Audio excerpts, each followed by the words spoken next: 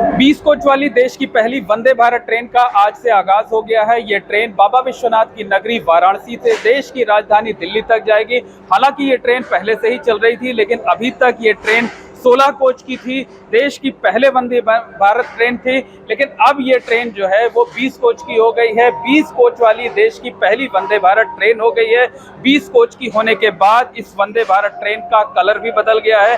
पहले ये ट्रेन सफेद और नीले रंग में थी, लेकिन अब ये भगवा कलर में हो गई है। आज इस ट्रेन को प्रधानमंत्री नरेंद्र मोदी ने वर्चुअली तरीके से हरी झंडी दिखाकर रवाना किया है। वाराणसी से प्रयागराज के बीच स्पेशल ट्रेन के तौर पर ये चल रही है और आप देख सकते हैं ये इसका पहला लुक है। वाराणसी से चलकर ये ट्रेन प्रयागराज आ चुकी है। प्रयागराज में पहुंचने पर इस ट्रेन में बैठे यात्रियों का जोरदार स्वागत किया गया है। उत्तर प्रदेश सरकार के कैबिनेट मंत्री नंद गोपाल गुप्ता नंदी ने यात्रियों पर फूलों की बारिश की है, उन्हें फूलों की मालाएं पहनाई हैं। इस मौके पर प्रयागराज के सांसद प्रवीण पटेल और मेयर गणेश केसरवानी भी मौजूद थे और आप देख सकते हैं कि ट्रेन को खूबसूरती से सजाया गया है। जगह जगह गुलाब की ये पंखुड़ियां लगाई गई हैं और ट्रेन का ये पहला जो लुक है वो लुक बेहद खूबसूरत है। और इसमें देखिए ये भी लिखा हुआ है कि आज़ादी का अमृत महोत्सव, यानी देश की आज़ादी के 75 साल पूरे होने पर पूरे देश में जो उत्सव मनाया जा रहा था, उस उत्सव के तहत इस ट्रेन को चलाया गया था।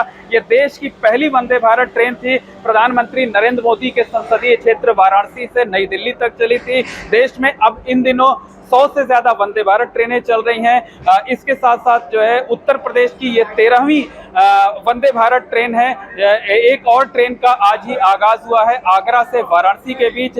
प्रयागराज आज जब ये ट्रेन पहुंची है तो यहाँ ढोल नगाड़ों के बीच ट्रेन का स्वागत किया गया है। इस मौके पर एक खास कार्यक्रम भी आयोजित किया गया था। प्लेटफॉर्म नंबर 6 पर यह कार्यक्रम आयोजित किया गया था और जो ट्रेन के पहले सफर के यात्री थे उनका खास अंदाज में, जोरदार अंदाज में स्वागत किया गया है। और इसके साथ साथ उनके तीसरे कार्यकाल के 100 दिन पूरे हो रहे हैं, तो किस रूप में देखते हैं और प्रधानमंत्री जी के लिए क्या शुभकामना दे रहे हैं? देखिए कितना अच्छा एक सौभाग्य है। कल विश्वकर्मा पूजा भी है और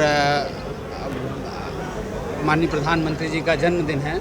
उसकी पूर्व संध्या पर आज हम लोग इतने बड़े कार्यक्रम में यहाँ पर उपस्थित हुए हैं और आदरणीय प्रधानमंत्री जी का पूरा जीवन हम सब जैसे भारतीय जनता पार्टी जो विश्व की सबसे बड़ी पार्टी है, हम जैसे कार्यकर्ता और देश के तमाम जो पार्टी से नहीं जुड़े हैं वो लोग भी उनको अनुकरणीय हैं, उनका अनुकरण करते हैं, उनसे प्रेरणा मिलती है। तो निश्चित रूप से ऐसे प्रधानमंत्री जी के लिए हम लोग जो कर सकते हैं, सफाई पखवाड़ा, जब आप देखिए स्वच्छता अभियान प्रधानमंत्री जी ने शुरू किया था तो कितना लोग उपहास उड़ाते थे, आज वो खुद उपहास बन गए।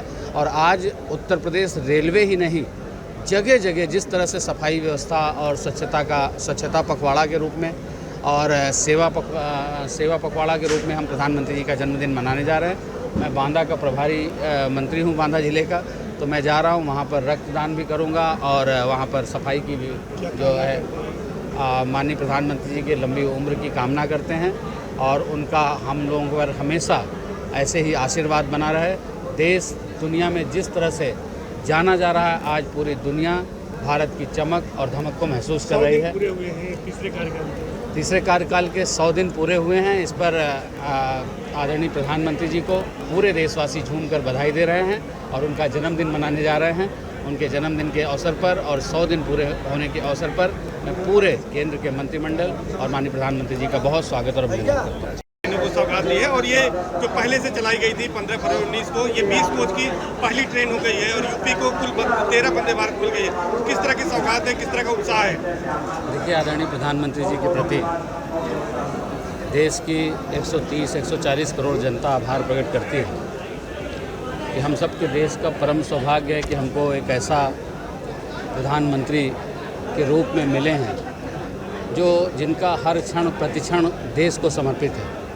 आज ये जिसमें 4 कोच और जोड़ दिए गए हैं, 20 कोच की पहली भारत की ये वंदे भारत ट्रेन है जिसमें यात्रियों की क्षमता में 25% वृद्धि हुई है। इस ट्रेन में पहले 16 डिब्बे थे, अभी 4 और जुड़ गए तो 25% और वृद्धि होगी यात्रियों की ले जाने और आने में। लगभग 6 जिलों से इसका जुड़ाव, शिक्षा में अगर हम कहें BHU की बात करें, IIT कानपुर की बात करें,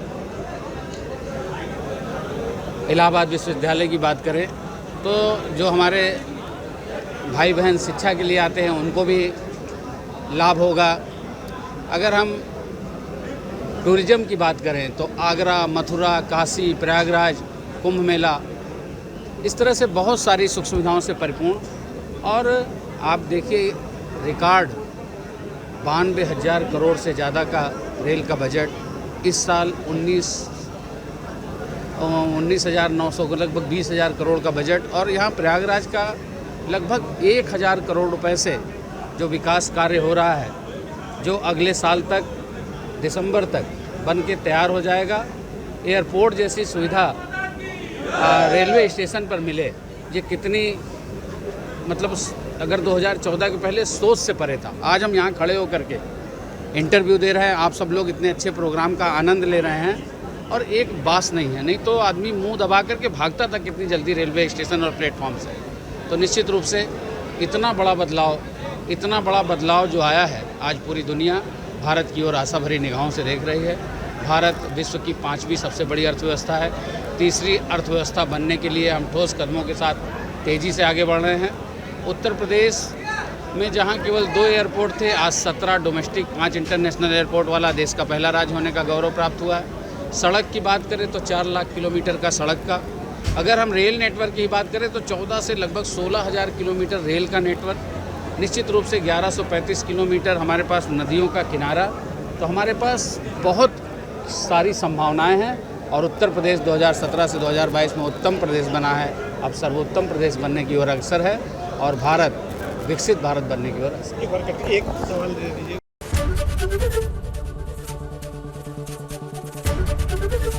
एबीपी गंगा, खबर आपकी, जुबान आपकी।